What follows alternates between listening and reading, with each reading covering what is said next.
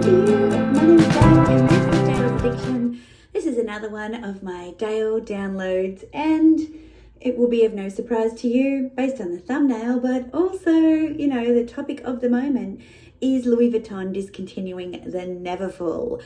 There were some leaked posts and a few people got in trouble for leaking such posts, or did they? Were they strategic links saying that Louis Vuitton was discontinuing the NEVERFULL in the MM and I think GM sizes in the empreinte leather, in the Tortorelle and the black and the cream and the bicolor, and each of the monogram canvases? So monogram, Damier Ebene and Damier Azur.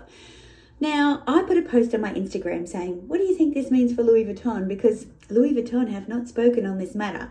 A number of SAs have on Instagram, but they're protecting their identities as well.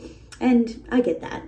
But I think the correct rumour is that they're not being discontinued. They're just not going to be able to be bought from the store floor. So apparently, another rumour, contrarian advice, is that the NEVERFULL will be available to look at in boutique, but you have to order it, and potentially there may be a wait list. And I asked you guys, what do you think this is about? And some of you talked about the fact that it is so widely copied or faked that the market has been totally overtaken by the NEVERFULL and they're trying to make it more exclusive. Some of you said that they might be looking to take it off the market, make a small improvement, and then charge a bomb more for it because it is such an in-demand piece.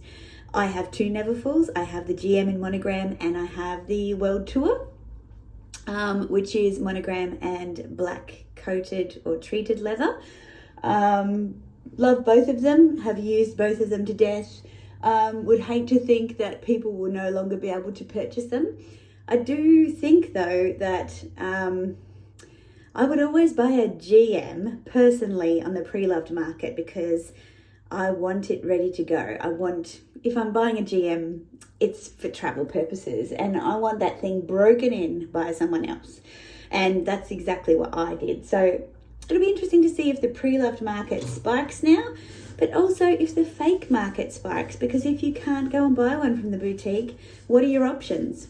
Buy one secondhand, or buy a fake one, or buy one that you think is authentically secondhand, but it is fake. So if you haven't seen my last Dayle Downloads video about buying pre-loved or buying new and the challenges with contradictory authenticity assessments, then go and watch that video. I'll link it somewhere here.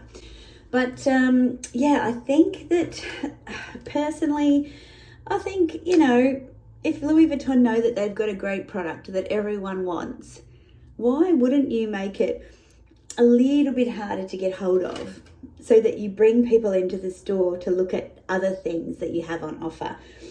If it's just something that's a lay down mistake that you can go online and just click and it gets sent to you and it's done, do you ever really experience the brand?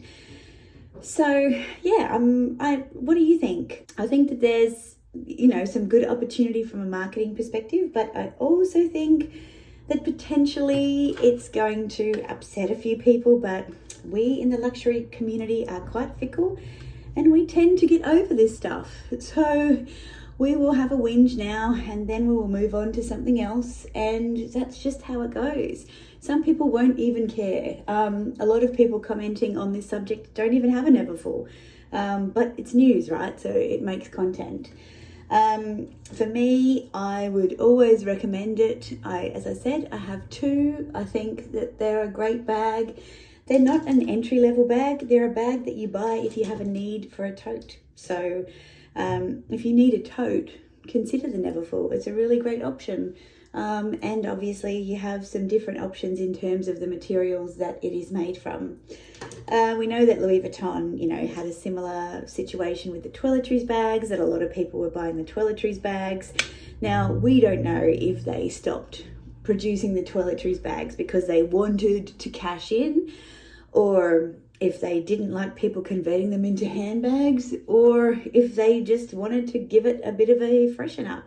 We really don't know. All we can do is talk about it and, entertain ourselves with the many questions of what is happening in the luxury community. So what does it mean for you? Does it change what your priorities are in terms of your Louis Vuitton wish list and your purchases? A few of you have reached out and said, oh, that was one of the bags that was on your wish list.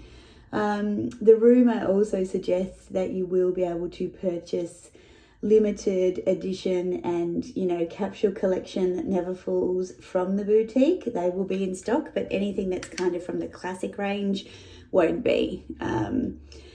So, they're trying to make their classics classic, and that's understandable, I guess, from a commercial perspective. It's a bit late in the game though. Like, the Neverfull has had a really big spike. Well, at least in the socials, it had a really big spike. Over the couple of years preceding COVID, like 2018, I suppose, it kind of had a really big spike. I was seeing a lot of it. That's certainly what influenced me to buy my world tour. So I think maybe they've missed the boat in terms of, the peak of demand. But the reality is, people like my good friend Amelia Rose are still buying that bag today, even if they bought one 10 or 12 years ago, because it just always has a place in their collection. And I think that that's never going to change. So, yep, make it exclusive, jack up the price, make people go into the boutique to check it out and order it, so that, it's something that does mean that you've had an experience with Louis Vuitton. I'm all for the luxury experience, you know that. So I think that's actually a really good thing. Do I think that they have an alternative methodology about trying to become Hermes? No. Why would you try and become Hermes with a Neverfull? I mean, the fact that everyone thinks that every luxury house is trying to become Hermes is hilarious to me. Anyway, we know what I think about Hermes, so we'll probably leave it at that. I'm going to attempt to put mascara on whilst I'm talking to you. That's interesting, isn't it? Sunday morning here. I am just getting ready quickly for whatever the day has in store for me. I hope you are having a fabulous day wherever you are and whatever you're doing. And I'd love to know, what impact does this news have on you, if any at all? Do you even care?